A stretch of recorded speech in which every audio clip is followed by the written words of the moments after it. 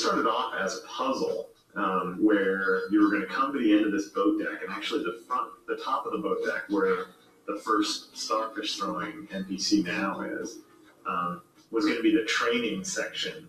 And the idea was going to be that there was going to be invisible lasers all over this area, and you were going to have to spray something into the ahead of you to expose the beams, either smoke or frost or something in front of you.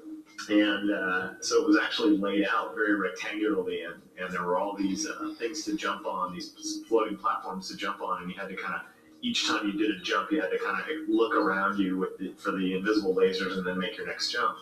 And as we backed away from the puzzly, slower gameplay, that was the first idea that went away. So then what came? Well, there was also the idea of, once you got the rear set of the gates that floated on the water, that there was a giant fish that was setting. Oh yeah, the giant fish. And he was the one that paced you and made you want to move forward faster and get through the level, or otherwise he'd come up and gobble you up. Yeah, so the giant fish, he got cut.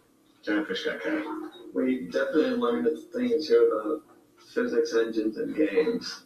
How the predictability of something animated over relying on the physics engine to work itself out is usually...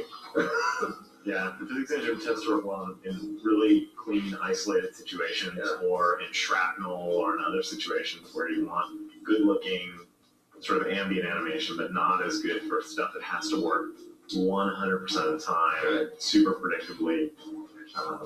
And then I think environmentally, I think this was one of our first levels that really had a good kind of, I don't know, misty, really rich kind of textured feel to it. You know, the fire on the side, which you can see from outside, and the approach even.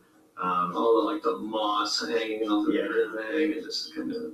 You know, a lot of really kind of organic richness in this level, especially back, you know, and there was fish and all that stuff, the waters, you know, being space warped and, you know, has some interesting stuff going on, and, you know, all the surface effects that the texture artists put in, all really, I think, made this a really good looking level, and one that we kept investing in because it was something that, you know, the surroundings were so appealing that we wanted to make sure we used it in a really constructive way. Yeah, whiz floating through the air and whatnot, with fire in the background, brought out a great richness in the environment. I remember when I first loaded it into the world after it had just gone through this massive change, and it was just one of the most spectacularly beautiful levels that we had at the time.